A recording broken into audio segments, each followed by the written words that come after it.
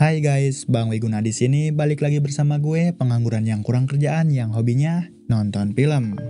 Nah, untuk menemani kalian di malam Jumat ini, kali ini gue akan mereview sekaligus nyeritain seluruh alur cerita film horor Indonesia yang berjudul Danur yang dirilis pada tahun 2017. Film ini disutradarai oleh Awi Suryadi dan diangkat dari buku karya Risa Saraswati berjudul Gerbang Dialog Danur yang ditulis berdasarkan pengalamannya sendiri sebagai seorang gadis indigo. Film ini dibintangi oleh Prilly Latuconsina, Sandrina Michelle, Sarefa Danis, dan nama-nama besar lainnya. By the way, film ini sesuai pot tertinggi kedua waktu itu ya guys. Semoga kalian suka. Oke, tanpa berbasa-basi langsung saja kita ke alur ceritanya.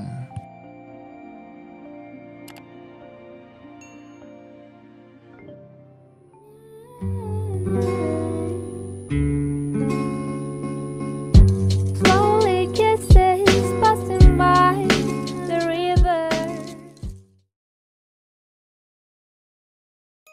Film ini diawali dengan diperlihatkan seorang gadis yang bernama Risa sedang memainkan pianonya. Ternyata di sini ia sedang memanggil temannya, namun temannya itu bukan manusia, melainkan hantu. Dan film Danur pun dimulai. Scene kembali ke masa lalu di mana diperlihatkan Risa masih kecil sekali. Sejak kecil memang Risa menjalani hidup kesepian, ayahnya bekerja di luar negeri dan hanya berkunjung 6 bulan sekali. Sementara ibunya Eli bekerja sebagai seorang guru di suatu sekolah. Singkat cerita, hari ini adalah hari ulang tahunnya. Ketika ibunya akan pergi bekerja, ibunya berjanji akan pulang lebih awal untuk merayakannya. Namun ketika hari mulai gelap, ibunya tak kunjung datang, akhirnya Risa pun merayakan ulang tahunnya sendiri di ruang tamu. Dan ia berharap memiliki teman supaya dirinya tidak kesepian lagi. Seketika ia mendengar suara anak yang bernyanyi, ia pun mencari anak tersebut. Ketika Risa masuk ke kamarnya, ia membuka sebuah lemari dan melihat seorang anak yang sedang bersembunyi. Lalu tiba-tiba datang dua anak kecil lainnya yang mencari anak yang bersembunyi tersebut. Risa pun menunjukkannya dan ia mulai ikut bermain dengan anak kecil itu, tanpa ia sadari bahwa anak kecil itu sudah mati. Scene beralih diperlihatkan ibunya sudah pulang bekerja. Ketika ia mencari Risa, ia menemukan sebuah coretan di lantai yang ia duga itu ulahnya si Risa. Ibunya pun langsung masuk ke kamar Risa dan menanyakan kepada Risa, namun ternyata Risa pura-pura tidur dan akhirnya ibunya pun pergi. Ketika ibunya pergi, ia terbangun, ternyata coretan itu ulah temannya. Keesokan paginya, ketika Risa sedang belajar, ibunya menghampirinya dan menanyakan tentang coretan kemarin malam. Namun Risa bilang bukan dirinya yang melakukan hal itu. Ibunya pun mengajak Risa ke ruangan itu, namun coretannya sudah tidak ada. Scene beralih ke Risa yang sedang bermain dengan temannya di halaman rumah. Ia sangat senang sekali bermain dengan teman barunya itu. Di sisi lain, tukang kebun melihat Risa, ia kebingungan karena melihat Risa tersenyum dan mengobrol sendiri. Risa terus berlari bersama temannya menuju suatu pohon beringin besar dekat rumahnya. Namun ketika Risa akan pergi ke sana, Peter, Jensen, dan William bilang kita harus pergi dari tempat ini. Di sisi lain, Mang Ujang yang melihat keanehan Risa itu langsung melaporkan hal tersebut kepada ibunya. Ia bilang bahwa Risa belakangan ini melakukan hal aneh seperti mengobrol dan senyum-senyum sendiri. Mang Ujang menyarankan untuk membawa paranormal, namun ibunya lebih memilih psikolog. Keesokan paginya, ibunya membawa temannya yang berprofesi sebagai psikolog tersebut. Namun ketika akan bertemu Risa, ibunya menemukannya di bawah meja. Risa mengungkapkan bahwa dirinya sedang bermain petak umpet bersama temannya. Ketika ibunya ingin melihat temannya, tiba-tiba bangku bergerak, Risa pun langsung berlari keluar. Psikolog itu yang melihat kejadian tersebut, ia langsung pergi dan bilang bahwa Risa tidak memerlukan psikolog. Akhirnya ibunya pun memanggil paranormal ke rumahnya.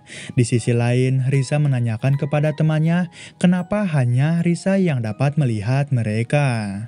Mereka akhirnya mengungkapkan bahwa mereka adalah hantu yang mati saat masa pendudukan Jepang di Hindia Belanda.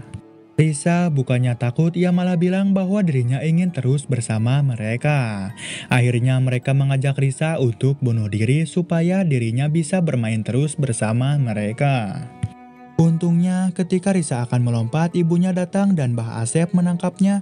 Mbah Asep menjelaskan bahwa Risa dapat melihat makhluk gaib karena dia dapat mencium bau danur atau mayat. Mbah Asep pun memperlihatkan wujud asli Jensen, Peter, dan William kepada Risa untuk menakutinya sehingga dia lupa akan kemampuan melihat mereka. Lalu Risa langsung pingsan dan sejak itu Risa tak bisa melihat mereka kembali. Singkat cerita, 9 tahun kemudian, Risa kembali rumah masa kecilnya bersama dengan ibunya dan adik perempuannya bernama Riri. Di sini, karena Eli akan dinas keluar kota, Risa, Riri, dan sepupu mereka yang bernama Andri ditugaskan untuk menemani nenek mereka di sana hingga pengasuhnya datang. Lalu setelah itu, ibunya pun pergi. Singkat cerita, ketika Riri sedang bermain, dia menemukan sebuah sisir di pohon beringin yang ditanam di dekat rumah mereka. Dan memang di masa lalu pohon tersebut sebelumnya tempat yang ditakuti oleh Jensen, Peter, dan William, sehingga mereka mengingatkan Risa tidak boleh pergi ke sana. Malam hari pun tiba, di mana Riri dan Risa sedang di kamarnya, lalu mereka mendengar ketukan pintu dari luar. Risa pun ke bawah dan mengeceknya, namun tidak ada siapa-siapa. Namun tanpa ia sadari, ada seorang wanita bernama Asih langsung masuk begitu saja dan menghampiri Riri. Ketika Risa menanyakan siapa dirinya, Asih menyatakan bahwa dia adalah pengasuh yang dipanggil oleh ibunya Andri. Namun, Risa merasakan ada hal yang tidak beres karena Asih langsung saja tertarik kepada Riri. Hari demi hari dilalui dan sejak kedatangan wanita itu hal aneh terus terjadi di mana neneknya terus berteriak sendiri dan Riri yang tidak mau bermain dengan Risa. Memang Riri akrab sekali dengan wanita yang bernama Asih itu.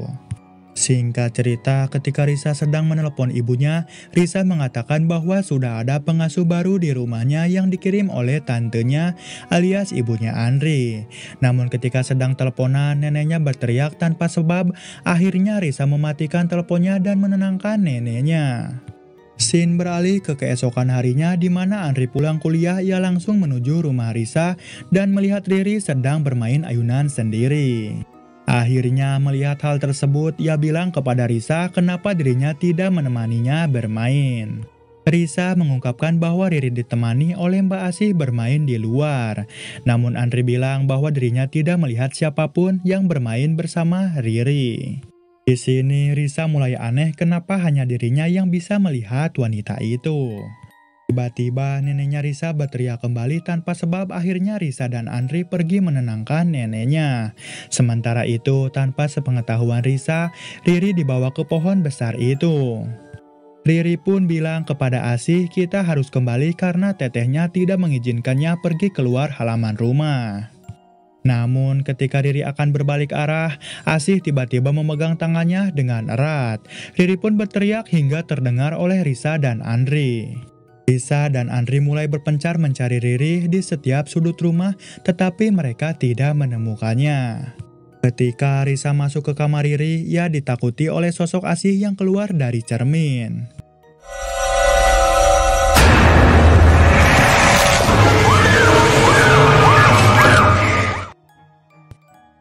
Sementara itu, Andri yang sedang mencari di ruang tamu, tiba-tiba ia dikagetkan oleh sosok Asih yang tiba-tiba menghampirinya.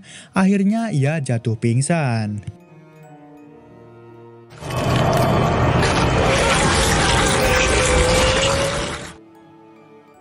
Risa yang melihat Andri, ia langsung kebingungan apa yang harus ia lakukan, sementara Riri belum ketemu juga.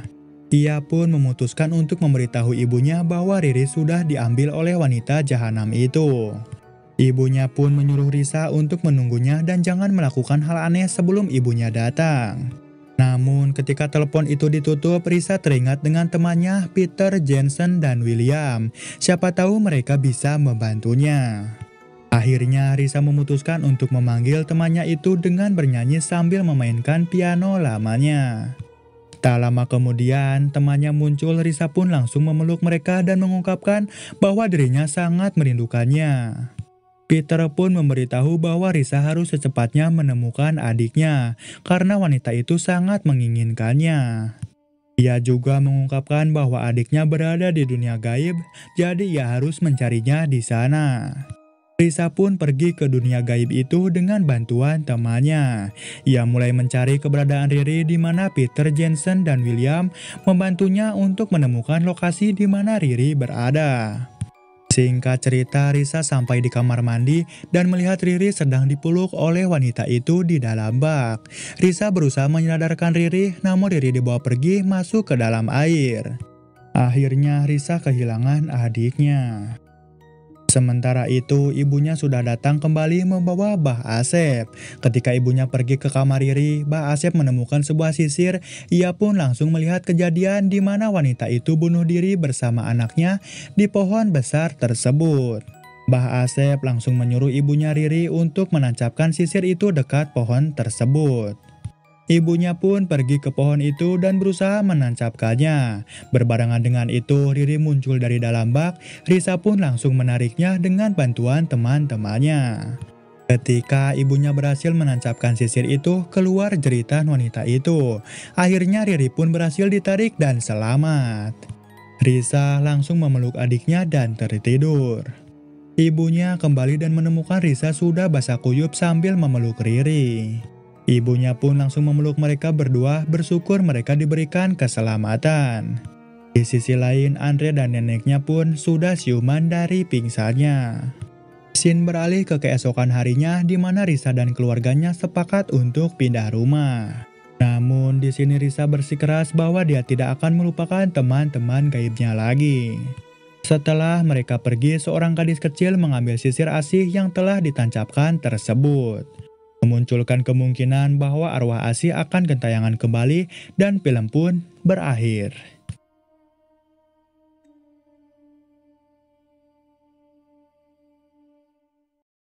Nah, itulah guys seluruh alur cerita film Danur yang dirilis pada tahun 2017. Kalau kalian suka dengan film horor Indonesia seperti ini, kalian bisa komen di kolom komentar film horor Indonesia apalagi yang kita akan bahas di next video guys. Oke guys, mungkin segitu aja videonya. Thanks buat kalian yang udah nonton sampai habis. Thanks juga yang udah dukung dan support channel Bang Wiguna sampai saat ini.